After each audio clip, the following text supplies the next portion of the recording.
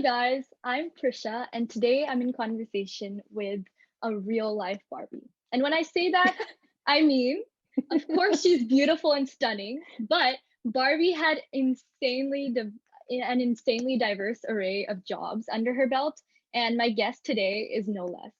Nidhi Wadmark, Senior Product Manager at PayPal, has been a part of various domains ranging from hospitality, central banking system, financial services, healthcare, e-commerce, and that's just in the tech industry. Not to mention that she has been an anchor and a flight attendant. Very excited to have you today with me, and thank you so much for doing this. Welcome, Nidhi. Well, first of all, thank you so very much, Prisha. I don't know if I have ever been introduced with the Barbie attached to it, but thank you. I think you're much too kind. And I think I'm very fond of Barbies now because I think over the years they've introduced a lot of characters that I now am more, it aligns with me, especially their latest one around, or, the one that they have about Maya Angelou. So thank you very much. It's um, thanks for giving me this opportunity.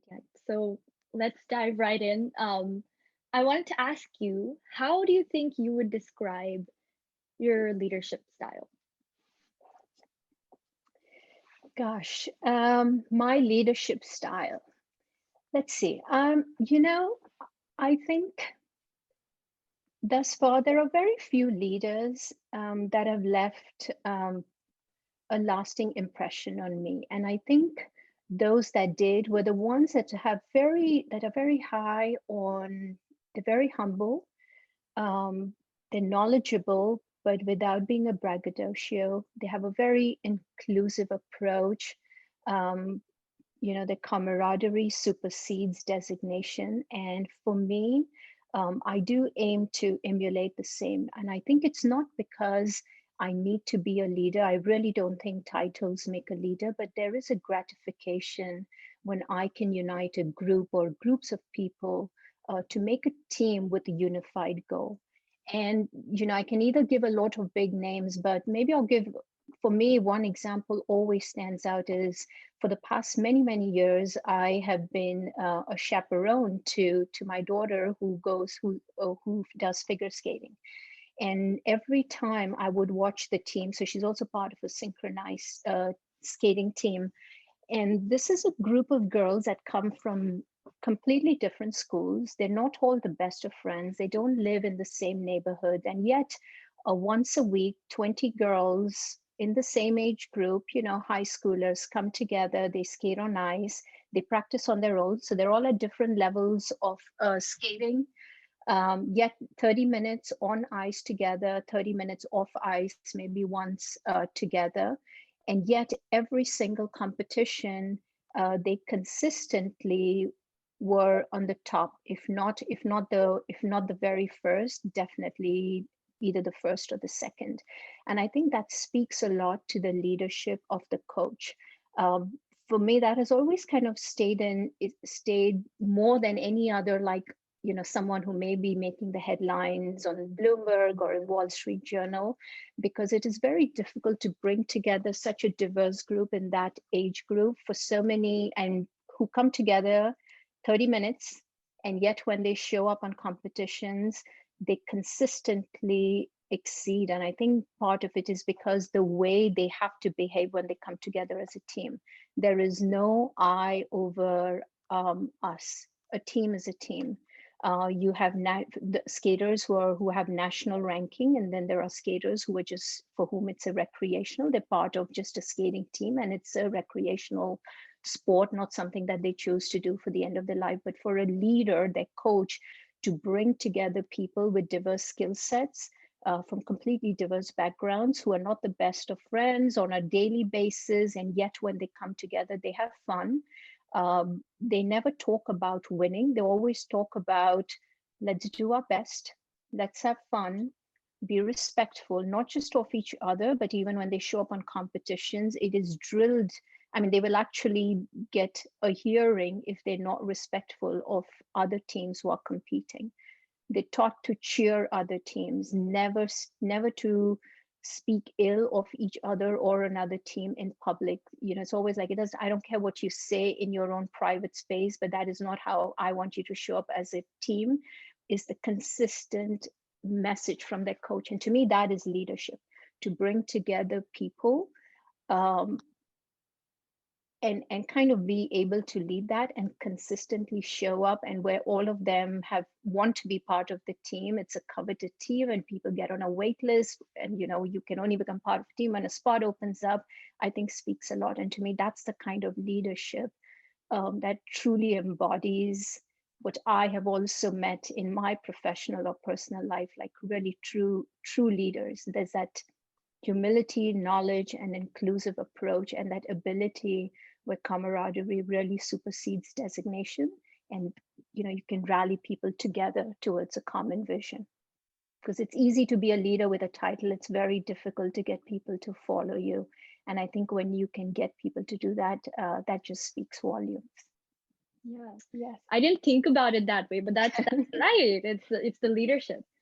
Okay. And I know I was curious about this because, like you said, like you have children.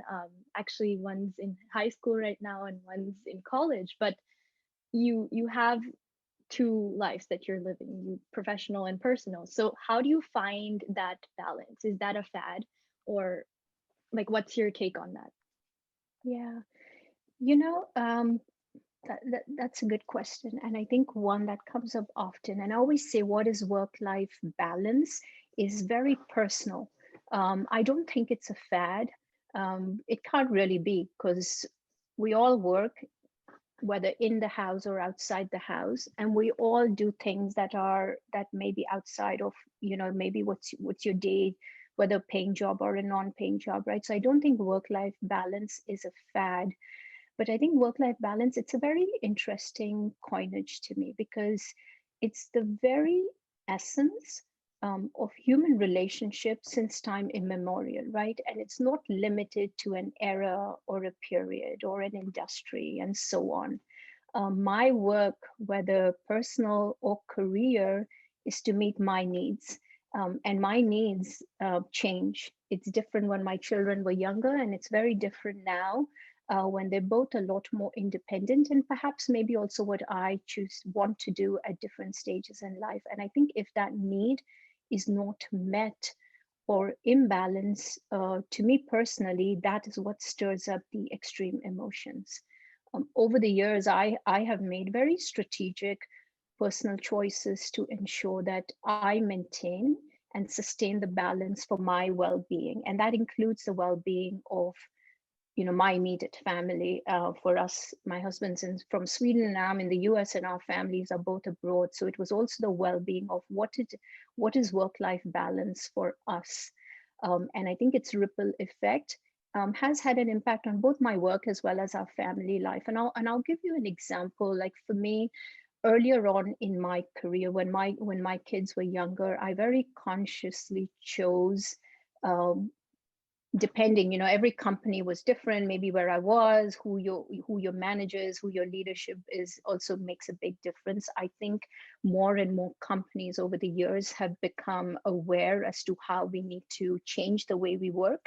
But that was not always the case, maybe in some of the places where I worked when my kids were younger. So for me, it was important that I needed to be there for certain things that I wanted to do, not because I had to, but because I chose to. And my husband and I, we made a choice, whether it was his turn or my turn. But for me, consciously, it was also a strategic decision that I chose not to manage teams for a certain number of years, because there were things that I needed to do outside of my work life, which I may not have had the bandwidth. Was I also managing, say, larger teams and so on?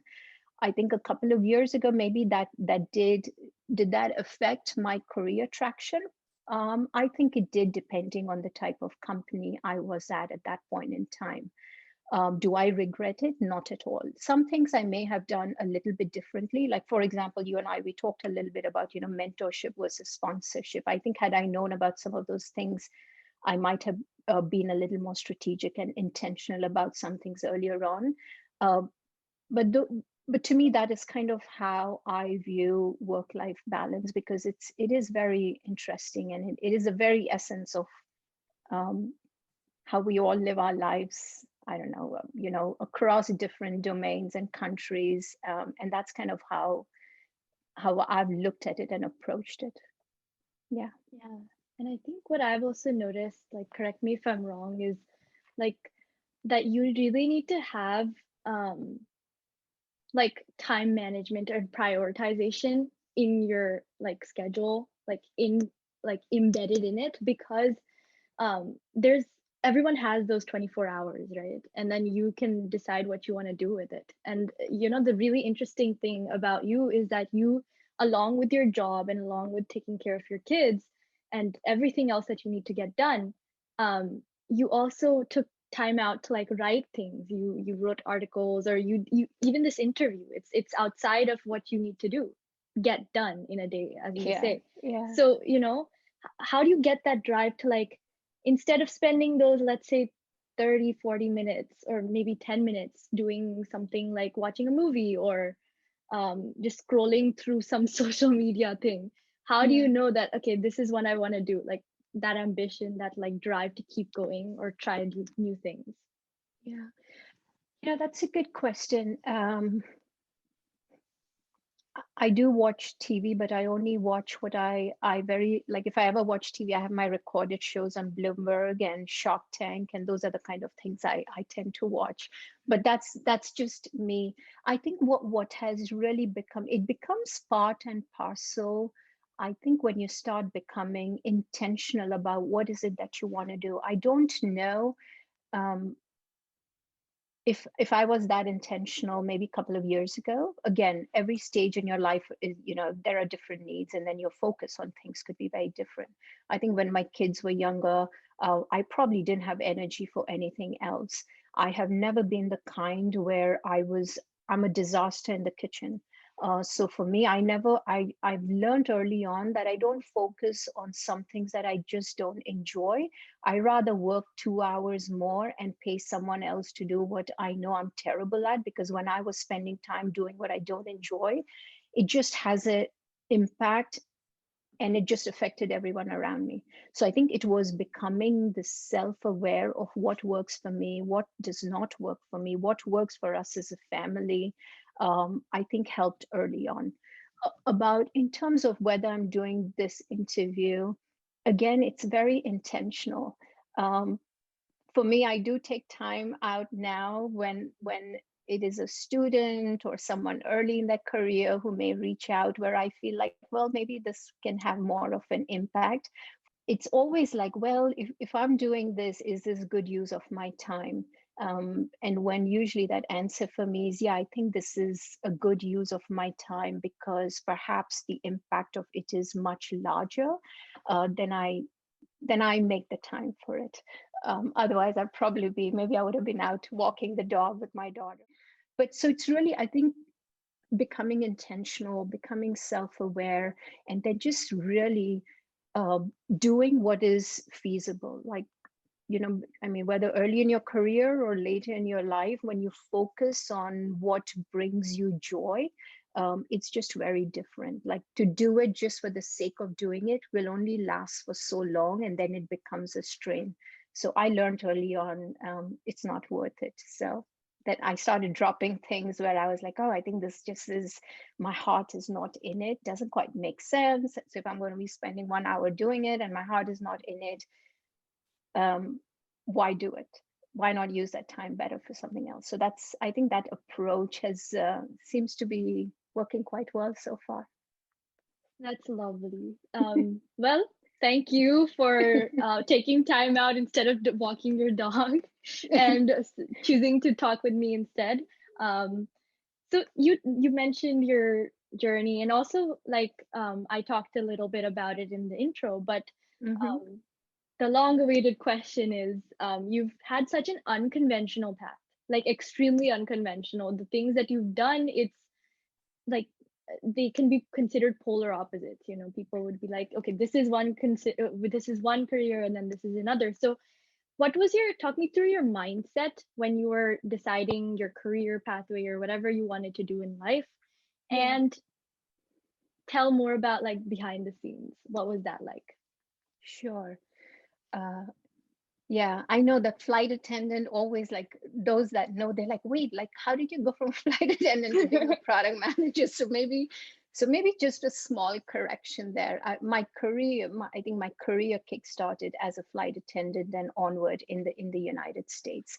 Um, I was new to the country, and when I had that opportunity to fly with American Airlines, I just couldn't pass it up. To me, that was such a wonderful window, and my introduction to how diverse the country is when you go from one state to another, and yet over a period of time everything looks the same. Doesn't matter whether you're in this state or that state. So and I also made some amazing friends in the process and learned a lot. But I think anchoring, the television show, that also came about, the opportunity presented itself, and I usually never say no.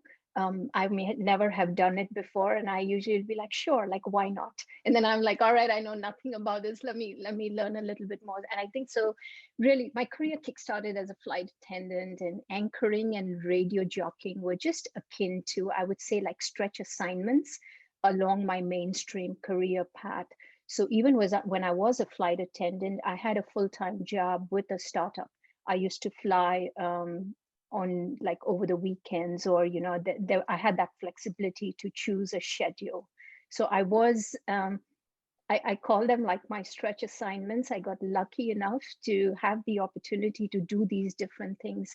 But I also think my mindset was shaped when I was a flight attendant with American Airlines, where the focus was customer first. I think hospitality, no matter, I always say to someone even early in their career, and I think in the US, even as high schoolers, you can, maybe not right now, but when you could still go out and work, even a short stint in any service industry is fantastic, because it is very customer first. It is ensuring that you have, even the flight attendant, the focus is always customer first, ensuring that you have excellent hospitality to meet, match, and surpass customer expectation. The same mindset, I think, has helped me do justice to the many ensuing profiles I have had in my journey thus far, or everything, and God knows what will come after this too, right?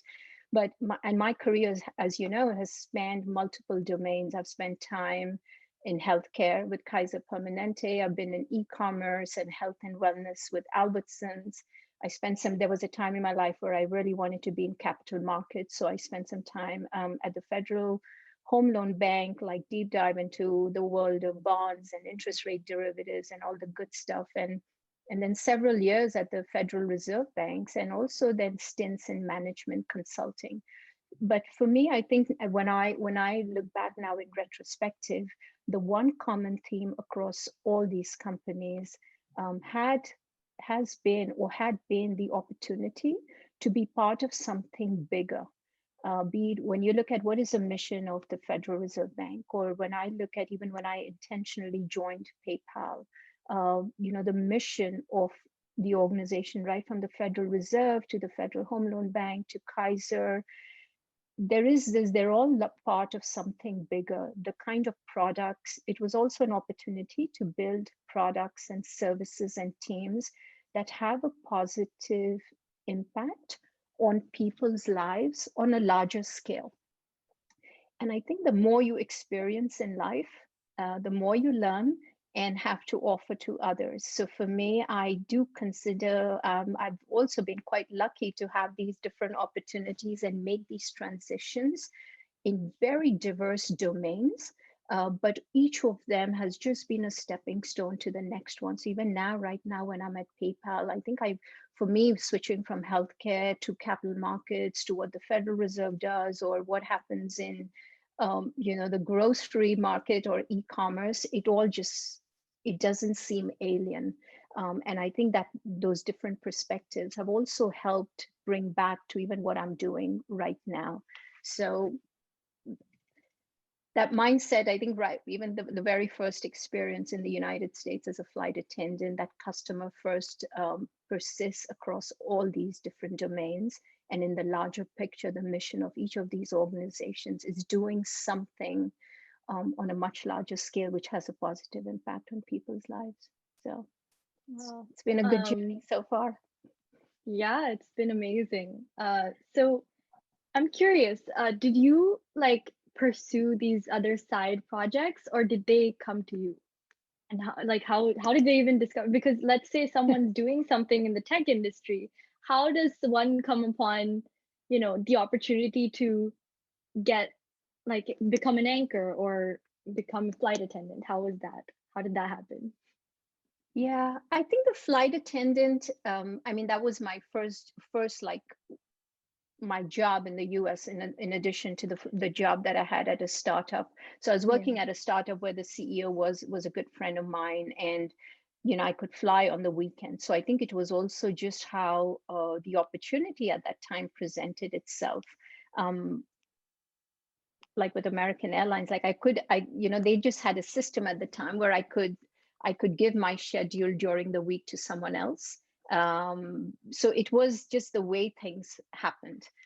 So I think that one was, again, the stars just aligned, and it was a great opportunity. I didn't do it for too long, but it was a fantastic experience in terms of hosting a television show, or co-producing it with a friend, or anchoring. Those, I think, just came about. I didn't go out of my way. Again, like the opportunity that I had, to host a television show, it all started meeting someone that I knew who knew someone else at a party. And one conversation leads to another. And it was like literally over coffee that, oh, like, would you want to come and co-host the show with me? And I was like, sure, like, why not? So it was, I think, that's what we say, be open to opportunities. I have never been like, oh, I'm going to do only this. I mean, you have to have some plan, but when other things come your way, I always say grab that opportunity. And it's even more fun when it's completely out of your comfort zone, because you grow and you learn a lot more. When I look back at that first couple of shows, which I hope are not on YouTube, I get so embarrassed because I remember once being like in the studio the very first time, and I was like, oh my God, like, which camera do I look at? Because, but you learn there's this whole process. There's a lot of work that goes behind, hey, this is the guest we're going to meet, and then you do the research on the guest, you read about them. So I think it was just saying yes to when an opportunity presented itself, and I'm like, why not? And then you learn along the way. And I think I forget how the radio opportunity came about too. And I am pretty sure it was, again, one thing leads to another. You meet all these interesting people, you ask questions, and yeah, it's just when it presents itself, say, sure, why not? And then you see what happens with it. And for me, I think when you go with an open mind, you learn so much more. You meet just so many amazing people. I know people in the Bay Area in such diverse industries that I think I would have never known otherwise. I got plugged into different communities which I didn't even know existed. Even during COVID, I've had opportunities to be part of some volunteer efforts, which I wouldn't have known about had I not just gotten to meet all these different people through different avenues, and each introduction then leads to something else. So I'm a big believer of go out of your comfort zone, try something new, don't be afraid, see what happens. What's the worst that can happen? You fail, you move on. But I mean, you don't even fail. I think when you move on, because it may not be the right thing, but even in that, you learn so much in the process. So Mhm. yeah. You're so cool. And just saying, I'm gonna search up those videos after, and I'm gonna definitely see if it's on YouTube.